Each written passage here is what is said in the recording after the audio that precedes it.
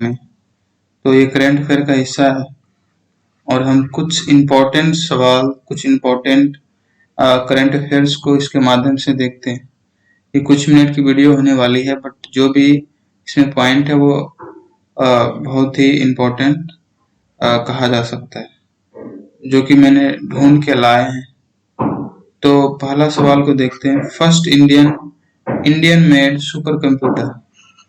तो पहले जो सुपर कंप्यूटर थी वो किसी और देश से लाया गया था, और सबसे पहले कंप्यूटर की जो इंडिया में 90s के समय पे बढ़ावा मिला, और वो राजीव गांधी के समय में उस कंप्यूटर को भारत में लाने का प्रयास किया गया, और उसी के माध्यम से पहला सुपर कंप्यूटर इंडिया में आया।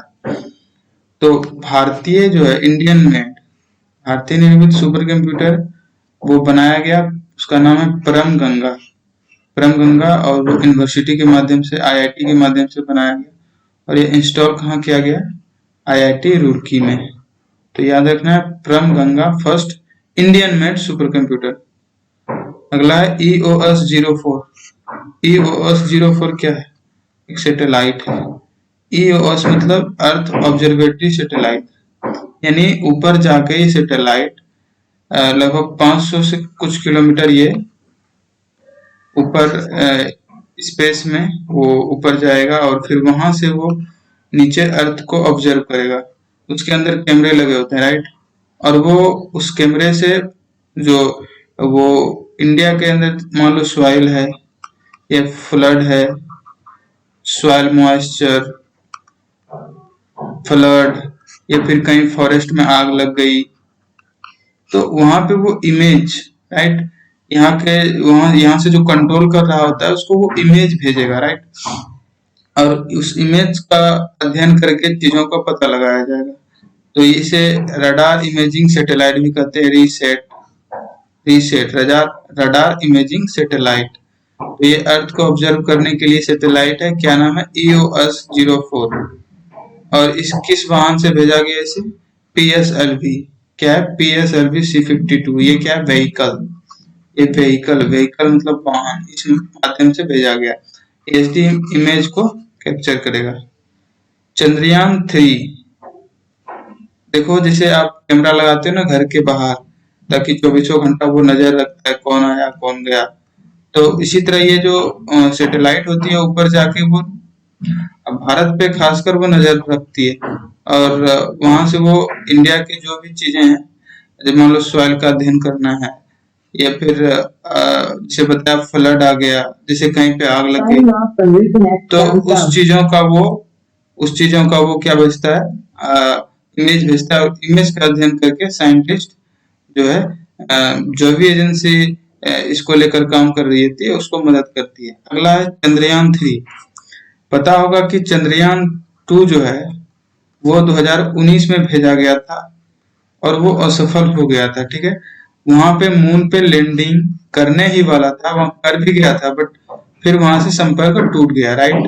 कुछ टेक्निकल प्रॉब्लम हो गया और वहां से संपर्क टूट गया। वो रोवर जो है, वो जो गाड़ी है, वो चंद्रमा पे नहीं उतर सका। चंद्रमा पे वो रोवर अगर उतरता तो वो क्या करता? अध्ययन करता चंद्रमा के सतह पर, उसकी मिट्टी या उसके पत्थर वहां पे क्या क्या थे उसका अध्ययन करता, लेकिन वो हो ना पाया। तो चंद्रयान 3 अगस्त 2022 में भेजा जा रहा है, ठीक है।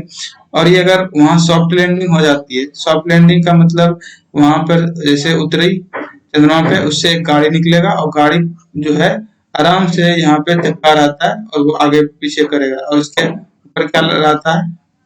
इसके ऊपर क्या रहता है? इसके ऊपर रहता है सोलर पैनल, ताकि वो उसको ऊर्जा दे सके और वो चलते रहे। तो ये सॉफ्ट लैंडिंग होता है, इसी को बोलते हैं सॉफ्ट लैंडिंग। तो ये चौथा देश बन जाएगा अगर ये सक्सेसफुल हो जाता है तो। अगला है आर्टिफिशियल सन। आर्टिफिशियल सन क्या होता है? आर्टिफिशियल सन को समझते हैं। न्यूक्लियर फ्यूजन कराकर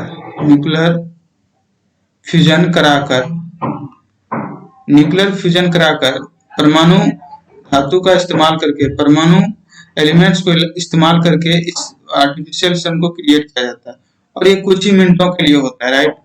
ये कुछ मिनटों के लिए, और ये टेम्परेचर सन से भी ज्यादा इसके अंदर जो टेम्परेचर है वो 60,000 कुछ डिग्री है ना, 6,000, ये 6,000 degree Celsius, right, 6,000 degree Celsius हम मानते हैं सूर्य का टेम्परेचर, बट उससे भी कई गुना ज्यादा ये आर्टिफिशियल सन ने टेम्परेचर को पैदा किया, और ये कुछ देर के लिए हुआ।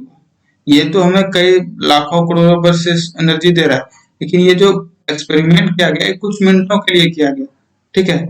और इसमें क्या इस्तेमाल किया गया, वही यूरेनियम किया गया होगा या प्लूटोनियम क्या होगा, यही परमाणु ऊर्जा का इस्तेमाल करके ये आर्टिफिशियल सन बनाया था। और इसका प्रयोग किसने किया, चाइना ने, ठीक है। तो आर्टिफिशियल सन, कृत्रिम सन किसने बनाया, चाइना ने एक्सपेरिमेंट किया। अगला है जेम्स वेब टेलीस्कोप।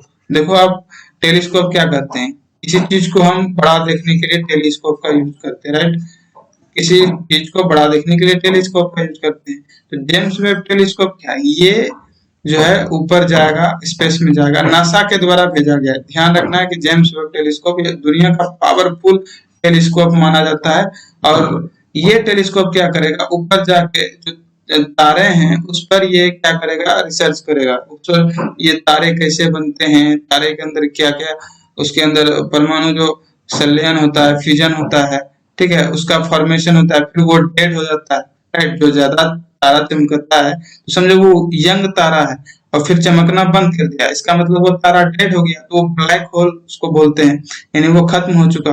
तो उसी चीज का अध्ययन करेगा कि ये अब कैसे निर्माण होता है, फिर कैसे इसका डेड होता है, राइट। तो हम यहाँ से पृथ्वी पर से छत पे सो के तारे को देखते हैं, ये जेम्स वेब टेलीस्कोप ऊपर जाके और उसको जूम करके देखेगा, राइट। टेलीस्कोप का मतलब क्या है, जूम करके देखेगा। तो ये मोस्ट पावरफुल टेलीस्कोप है, किसने भेजा, नासा ने, जेम्स वेब टेलीस्कोप। और इससे पहले जो भेजा था हबल, वो पुराना हो चुका, उसका एज खत्म हो चुका, इसके बाद अब जेम्स वेब भेजा, इंपॉर्टेंट करंट अफेयर। अगला न्यू इसरो चीफ किसे नियुक्त किया गया, एस सोमनाथ। इसरो की स्थापना कब हुई, 1969, राइट। देखो इसरो स्थापना क्यों जरूरी थी, क्योंकि आप स्पेस पे जाओगे तो ही ना आपका टीवी चलेगा, रेडियो चलेगा, उसके बाद आप वहां से सारा जो जैसे बोले इमेज भेजेगा आपको एचडी क्वालिटी का, जिसके माध्यम से आप पृथ्वी पे क्या हो रहा है उसका अध्ययन कर सकते हैं। तो देखो जिसका स्पेस टेक्नोलॉजी जो है जिस देश ने बहुत पहले स्टार्ट कर दिया, तो वो आज जो है वो उसकी जो है डेवलपमेंट की जो स्तर है वो कहीं आगे बढ़ जाता है, राइट।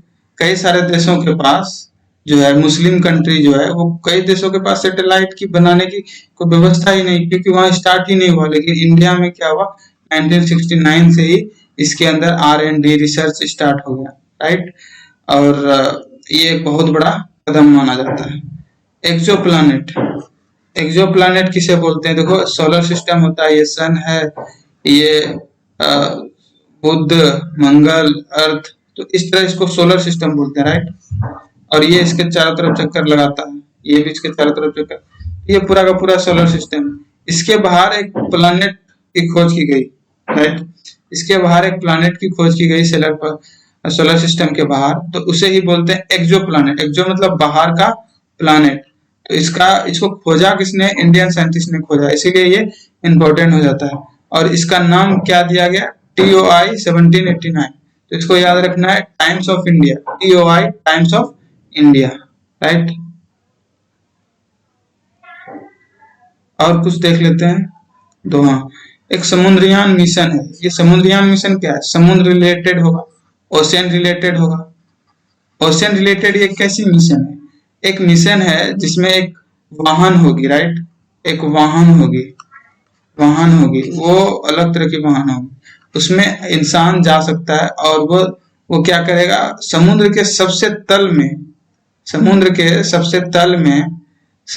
में जा करके ये इसके अंदर की गहराइयों को समझेगा, राइट।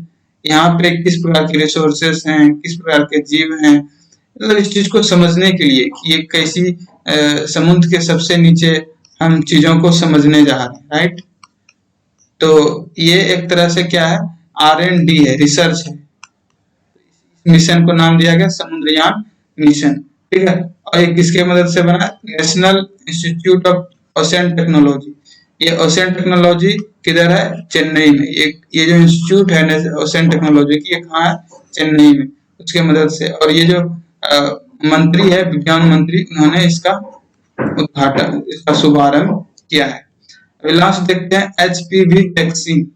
एचपीवी वैक्सीन जो है इंडिया में बना, और ये भारत का पहला वैक्सीन है एचपीवी वैक्सीन। ठीक है, ये एचपीवी पहला वैक्सीन है। ठीक है, और ये जेंडर न्यूट्रल है। जेंडर न्यूट्रल का मतलब है कि इस पे फीमेल पे भी लग सकता है और मेल पे भी लग सकता है। और ये वैक्सीन का नाम है गार्डेसिल 9। एक दवा कंपनी ने बनाई है इसे, गार्डेसिल 9। ये इंपॉर्टेंट क्यों है?